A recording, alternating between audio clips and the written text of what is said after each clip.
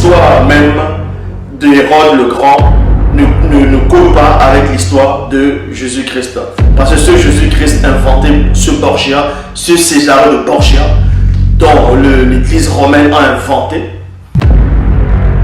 ils ont juste pris l'histoire de ce Jésus-Christ, ils ont essayé de le coïncider avec l'histoire d'Hérode le Grand. Parce que les gens, ils faisaient croire aux gens que les gens n'allaient pas deviner la supercherie. Mais sauf que la biographie d'Hérode le Grand montre que Hérode le Grand est né, il est mort des années bien plus tard. Ce Jésus-Christ n'était pas, il ne connaissait pas Jésus-Christ, non, il n'était pas né, non. Le fait qu'on dise que Hérode s'est entretenu avec les mages, ça n'a jamais existé. Ça c'est faux. Donc l'histoire de Jésus-Christ est une supercherie. Bon, on va pas, comme j'ai dit, on va pas s'arrêter là, on va poursuivre dans les Écritures même. Même la Bible actuelle, les écrits vont condamner, vont montrer que ce Jésus-Christ n'a jamais existé. Voilà, même si vous lisez dans les évangiles, quand on dit Jésus-Christ, c'est un personnage qu'on a inventé. Donc votre foi, elle est basée sur du néant, sur du faux. Matthieu chapitre 2, verset 15. Il dit, Bible parole de vie. Il resta là-bas jusqu'à la mort d'Hérode le Grand, donc c'est-à-dire en Égypte. Ainsi se réalisa ce que le prophète a dit de la part du Seigneur. Deux points. J'ai appelé mon fils à sortir d'Égypte. Point. Donc ici, ils vont maintenant établir la christocentrisme. Vous voyez, ils vont établir la notion de la christocentrisme pour faire croire aux gens que non seulement les prophètes de l'Ancien Testament, de ce qu'on vous appelle l'Ancien Testament, a prophétisé sur ce Jésus-là, et aussi que la prophétie s'est réalisée.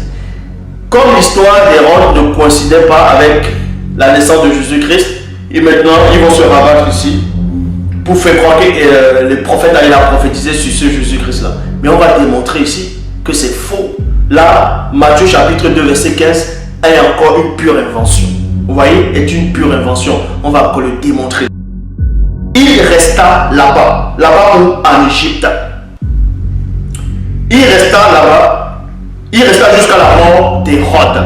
Afin que s'accomplisse. Donc, afin que s'accomplisse ce que le Seigneur avait déclaré par le prophète. Donc, on fait mentir maintenant Dieu. Vous voyez? Ici, là, ils vont inventer une histoire et ils vont mettre, on va dire Dieu dedans, quoique rien ne contient le bas, mais ils vont faire mentir Dieu, ils vont faire parler Dieu pour faire croire à l'existence de ce Jésus-Christ-là. Vous voyez? J'ai appelé mon fils à sortir d'Égypte. Bible à la colombe, il est dit, il y resta jusqu'à la mort d'Hérode, afin que s'accomplisse ce que le Seigneur avait déclaré par le prophète. Deux points. J'ai appelé mon fils hors d'Égypte. Donc vous pouvez croire ici qu'il y avait soi-disant un prophète dans de ce que vous appelez l'Ancien Testament, avait prophétisé sur cet enfant Jésus-là, pour dire que cet enfant Jésus, en gros, il ira là-bas en Égypte, on va l'appeler à sortir d'Égypte. On dit, la prophétie s'est réalisée. Maintenant, je vous invite à aller donc dans le livre où ce prophète a parlé et vous allez vérifier s'il est question de cet enfant-là, de ce fils-là, de ce Jésus-là. Vous allez voir qu'on ne parlait même pas de ce Jésus-là dedans. Et là, ils ont encore menti sur une prophétie. Vous voyez? Ils ont encore menti parce qu'ils ont inventé ce personnage de Jésus-Christ. Pour cela, on va dans Osée. Osée, là, le livre d'Osée. Pour ceux qui ne savent pas, c'est ce que vous appelez dans l'Ancien Testament. Osée, chapitre 11, au verset 1. Dans Osée, chapitre 11, verset 1, Bible, parole de vie.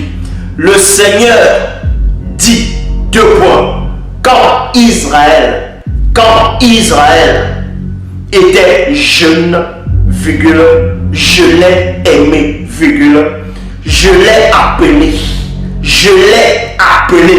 virgule, lui, virgule, mon fils, virgule, a sorti d'Égypte. Point. Donc vous voyez, cette prophétie ne parle pas de Jésus-Christ.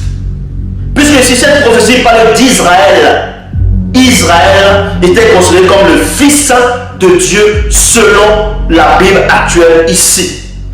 Et c'est lui qui était en Égypte selon les Bibles actuelles classiques. Je vais démontrer même que même l'esclavage en Égypte n'a même pas eu lieu. Ça, c'est encore une pure invention. Donc, ces gens-là, pour inventer ce Jésus-Christ, ils vont prendre un récit déjà inventé pour encore inventer les prophéties. Est-ce que vous comprenez? Donc, Osée chapitre 11, verset 2. Bible de la liturgie. Quand je l'ai appelé, appelé qui? Le petit enfant, dont Matthieu 2,15 fait allusion que le prophète a prophétisé. Or, quand nous voyons les écrits de ce prophète, nulle part c'est écrit que c'était Jésus-Christ, mais plutôt Israël. Et regardez la suite. Quand je l'ai appelé, appelé qui? Israël, appelé qui? Le petit enfant, dont Matthieu 2,15 fait allusion, ce mensonge. Quand je l'ai appelé, virgule, il s'est éloigné pour sacrifier au Baal et brûler des offrandes aux idoles. Je lance le défi à quiconque dans ce monde de me montrer un seul passage dans la Bible, dans n'importe quelle version de la Bible, où il est dit que le Christ est allé adorer les Baals. Montrez-moi ce verset. C'est là où vous voyez qu'il n'y a qu'un seul enseignant. Donc vous voyez ici, Matthieu 2,15 et Matthieu chapitre 2 sont des pures inventions, sont des inventions. Parce que ce Jésus-Christ n'a jamais existé. Il n'a jamais existé. Même le pape là qui a dit, selon mon Dieu, a démissionné, lui-même il a dit que Jésus-Christ est une invention. Même les anciens papes, un ancien pape dans l'histoire, vous pouvez vous renseigner, au Nouveau Testament déclaré que Jésus-Christ n'a jamais existé. Ce sont des fictions.